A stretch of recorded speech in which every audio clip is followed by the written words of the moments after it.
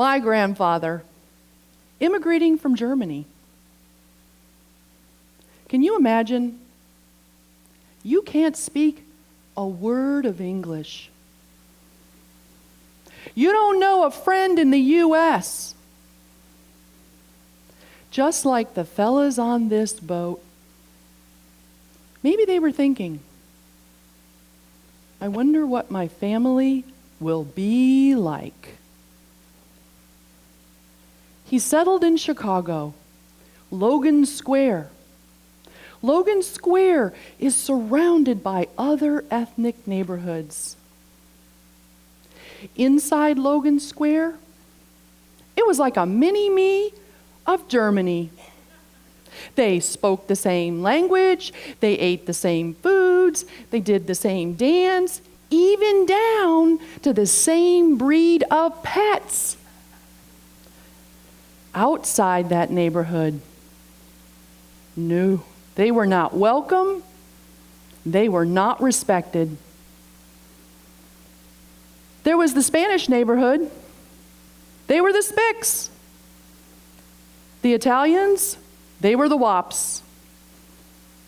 The Polish were the Polacks. And of course, my grandfather's family, they were German. They were the Krauts. The labeling continued. In fact, our own family at one point wanted to adopt a rescue dog. It was a chow mix. What did Dad do? He said, you can't adopt that dog. That's a one-owner dog. Only Polacks have that kind of dog. German values continued.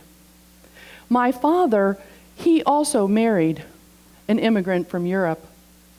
We settled in Crystal Lake, the family of 4 children. A community with little diversity. How little diversity? There was so little diversity, such little diversity, that when a family of another culture moved to our community, they had to hold a general assembly to acclimate both the family and the student body. The labeling continued as I began to date. Brought the boys home. Let's meet Dad. Bill, well, he worked at the Toyota station, so he was Bill Toyota. Keith, he worked at the Marathon service. That was Keith Marathon. If you came to my house, you better watch what brand you're wearing because it's going to become your label. The sun shined on diversity the freshman year of college in Florida. It was a polarized effect. Oh yeah. Over here in my suite, I had Bella Goldberg from the Bronx.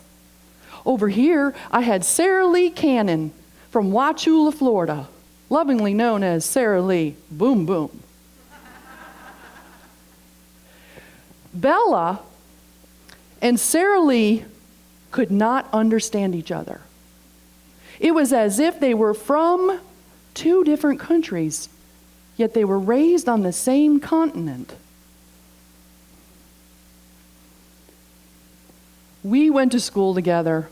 We lived like a family. We embraced each other. We embraced each other so much that by the end of the school year, Sarah Lee had us singing in rounds.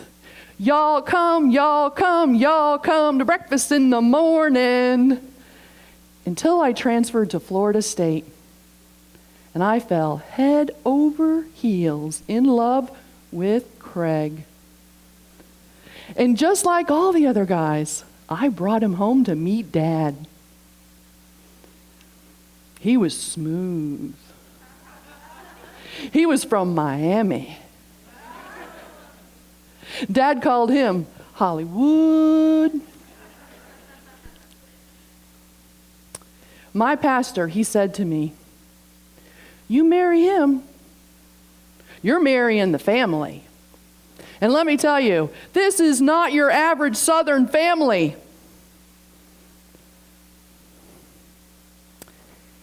His dad married a young woman from Athens, Georgia.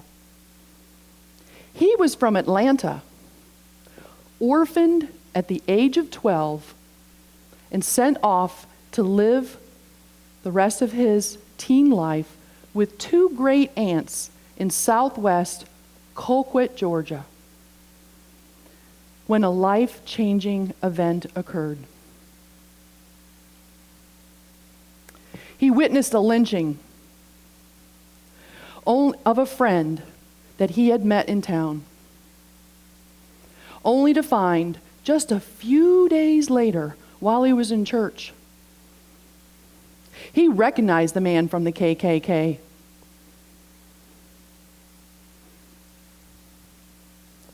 Bill Baggs, a Southern editor. He joined the civil rights movement. He became an aide to John F. Kennedy, and together they helped Martin Luther King out of that Atlanta jail. The president was on speed dial to the Baggs home before there was speed dial. 30 years pass. Just like me, my two daughters are now bringing their boyfriends home. My dad asks, why is it that I have not met my oldest granddaughter's boyfriend? After all, it's been 2 years. Well, Dad, that's why. Because of your biased past, Dad, she was too afraid to tell you. He's Jamaican. He's the son of a Jamaican farmer. His mom, she toured with Bob Marley. How Jamaican can you get? If that's not enough, that's not enough. Our youngest daughter called. She said, "Hey, Dad, guess who's coming to dinner? A Mormon!" We were raised in the Episcopal Church. He's an Eagle Scout. He's a college graduate. He served on a mission trip for 2 years, became culturally competent, is bilingual, has a wonderful job. He's a great guy. 2 years later, we embraced a private ceremony, a sealing, their marriage, just for two. We embraced as two families joined as one. And we laughed with our guests as we celebrated at the wedding. You know, the one we were all invited to. A new celebration. Our oldest daughter's new baby is born. A dad who receives two daughters. One daughter from our daughter's former marriage. The second daughter, the newborn. Two daughters, two cultures, one family. We asked our granddaughter, "How do you like your new grandma?" She's smart. She's funny. She's just like you, Grandma. And she said, "My sister, she's tan.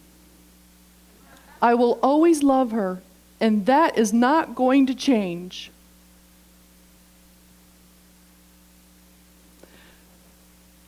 "Grandma, I can speak Jamaican now."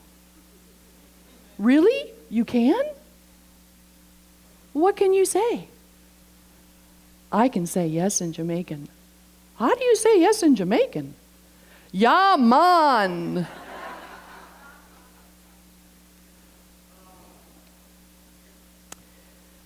It was a Sunday afternoon. I will never forget that day.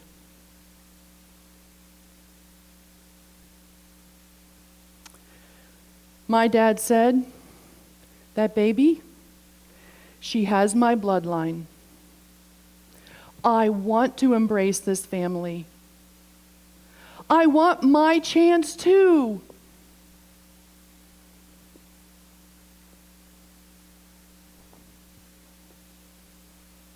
Look around. Look around your community. What about you? It is always the right time to embrace multicultural friends and family. Do not wait 5 generations. Won't you take your chance too?